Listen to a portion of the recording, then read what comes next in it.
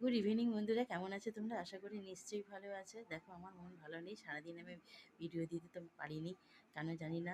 হঠাৎ আচমকা, তোমরা তো দেখেছো বাপের বাড়িতে রয়েছি, ভালোই ছিলাম। আচমকা মেয়ে অসুস্থ হয়ে পড়লো রাতারাতি। মেয়ের সাথে যোগাযোগ হচ্ছে, মেয়ের সঙ্গে কথা হচ্ছে, সবই হচ্ছে, খুবই সুস্থ ছিল, হই করছিল, দৌড়াদৌড়ি করছিল। আচমকা রাতের মধ্যে, ভোরের মধ্যে কী হলো জানি না, আমাকে ছুটে আসতে বাধ্য হলো। তাই তোমাদেরকে জানাতেও পারিনি, দেখাতেও পারিনি।